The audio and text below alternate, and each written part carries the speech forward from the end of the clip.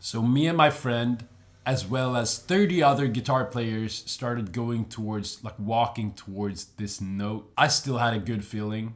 Now where's my name? Where's my name? Looked at it once, looked at it twice, 3 times. Fourth time, still no Armin. Like, where's Armin? And then I realized.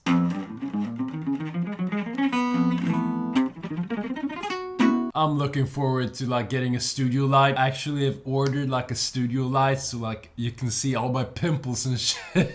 I'm looking forward to that. You need to see the details, you know what I'm saying? When I was in high school, a lot of people were applying to like folk high schools, which is like a pre-college education. It's like a thing here in Sweden, like everybody does it, and it's like this competition and who gets into like the best school and shit. I remember it being the only thing people talked about. Like, oh, what school are you? Like, it's just a thing here. Like, it just climbing up the like hierarchy of schools. After high school, I got into a pre-college education. It was like more of a pop funk school, which suited me well because I hadn't even started jazz at that point.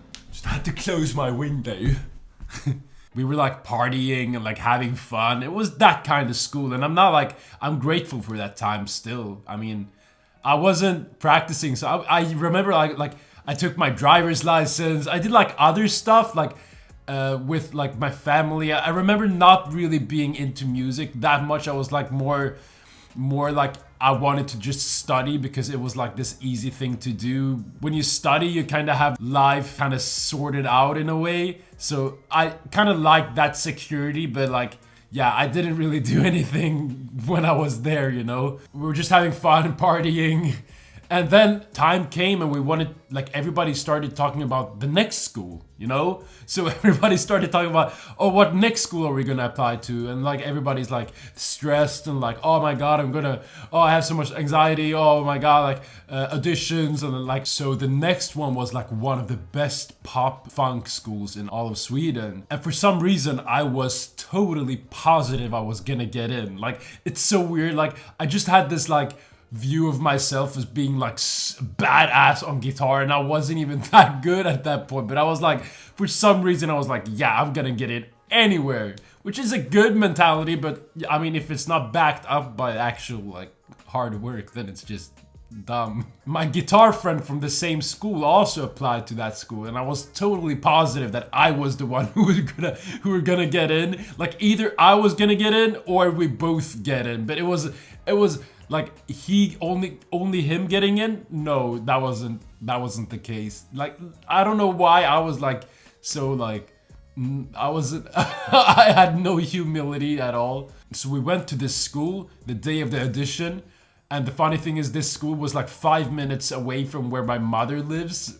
I don't know why, that's just like a funny detail. We did the first part of the audition, which I felt was, I mean, it went okay. I felt like, yeah, it should be enough. That was what I thought. And after that, you have to wait for 3 hours in the waiting room. Like, so they were deciding who were gonna get to the next round, like the next part of the audition. It was a kind of funny vibe in that like waiting room, I remember. Like, there was one guy that with a hat on who was just talking to everybody, like talking almost too much. You could almost see that he was so nervous, so he just talked.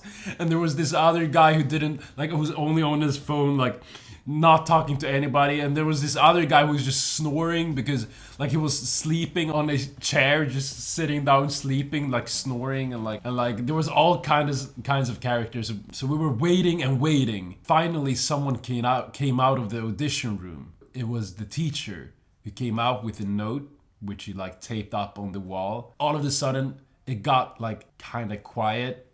Like, everybody was like, like, what is this gonna be? Like, who's gonna get it? It's just like, everybody's like, you can probably relate to this. Like, it's just vibe before, like, you know, if you're gonna get to the next part of the audition, like, am I good enough? Or like, but I was still like, really like, yeah, I'm gonna get it. Like, I had no thoughts of like rejection or anything. So me and my friend, as well as 30 other guitar players, started going towards, like walking towards this note. I still had a good feeling, so I started looking at it.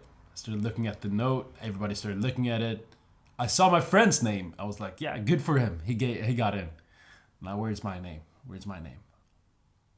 Looked at it once, looked at it twice, 3 times. Fourth time, still no Armin. Like, where's Armin? And then I realized they didn't pick me for the next part of the audition, which means I had to go home. So I looked at my friend, like I was like he looked at me in a sort of like a pity way, like, I'm sorry. And I was like, and he was like, are you okay? I'm like, you know, that's not a good feeling. Like, are you okay? Like, yeah. I was like, yeah, man, I'm good. Like, congrats, man. That's that wasn't a good feeling. That was one of the worst feelings I've ever felt, I think. Getting face to face with the feeling of not being good enough. So I went home to my mom's, which was 5 minutes away. Now I was like left with this feeling of like, wait, where should I go now? Like, what am I gonna do with my life now when I can't study? I've been studying for so many years, and all of a sudden I'm just not gonna study. Like, I was just so lost. I ended up crying my eyes out. Like, I was devastated. I was so lost. I was so sad. My mom even came in and like, you know, it's okay. And I was like, you don't understand, mom. Like, I'm happy that you come in. Like, I'm so grateful for her, but since I have no musicians in my family, they could never like get my point of view, really, like how it feels to be rejected at this, like, at music. So that made me even more sad. But like, so I just cried my eyes out, and then all of a sudden I started thinking about a jazz gig which like a teacher from my like high school were playing at a place. And I always like, I had this thing about jazz, like I was like, I thought it was fascinating, but I never thought about it like anymore. Like, I had no more thoughts about it other than, wow, that's fascinating. So I just remembered that guy. I was like, hold on, jazz. Like, it was just like this thing of like me just, maybe I should just play jazz. Like, because I never thought about it as a thing that I could do, really. But I was like, should I just try this other genre that I think is fascinating, but I've never really thought about it. So then I just thought of for myself. I was like, wait, so you're saying I'm not gonna go to school this year? Which means I can practice jazz and like I can take a part-time job, so I have to like be able to like pay rent and stuff. But like, so I can like, most of my time I can put to practicing jazz, like getting better. And even like I can use the money I get from the part-time job to like pay a private teacher so he can be my mentor, and then like he can teach me the ways to like get into a jazz program. And that made me so full of like life. I was like, yes, this is exactly what I'm gonna do. And then like, it was like after a day I was just like, I felt the jazz like really inside of me after that. Like, it was like almost as you pushed a button, and now I love jazz. So it was like I just decided to dedicate my life to jazz. It was just, now it's my identity. And it's weird, it just happened, like I'd say it happened like just like that, which is weird, but like yeah. The school that I got rejected from wasn't even a jazz school. So in a way, the universe kind of like pushed me into the right direction in a way. So it was like, Armin, you're supposed to play jazz, so we're not gonna, you're not gonna get in there. And that was like the best thing that has ever happened to me. So remember how much I cried, remember how like awful it felt, but still it was like, when I think about it now, it was the best thing that could ever happen to me. After a year of dedicating myself to jazz, I got into jazz, like not a college, but like a pre-college, like the thing I talked about before. I got like into one of the better ones, like a real good jazz pre-college education. After that, I went to like an even better pre-college education. Notice how I'm not going to like a college, I'm just going to like a pre-college all the time. That was 3 whole years of pre-college education. After that, I got into like the Royal College of Music here in Stockholm, which was like the biggest thing in my life. Like, it's the most difficult school in Sweden to get into, and I got in after 3 years of pre-college and 3 years of like dedicating myself. And the thing I want you to take away from this is the way to get in anywhere you want is to dedicate yourself to the genre. You should always have a mentor that sets up the path with you, a mentor that's holding you accountable for your practicing, and the things you're doing, because you can't do that by yourself. Like, a year of progressing, you can't really see yourself. I mean, you can record yourself and be like, yeah, that's better, but you really want someone that tells you, Armin, you haven't done your shit. Like, Armin, you have to do this. We're gonna do this because you want to be as prepared as possible for the audition, right? What I'm trying to say, that me getting into the best school in Sweden was never a straight line. It wasn't like, though, it was like more like, whoop, like I got rejected and then I like built myself up, and like it was just a journey of me finding myself in this genre, like in a way. So if it's your first time applying to music school, like, so what if you don't get in? Like, it doesn't matter if it's like your third time, so what if you don't get in?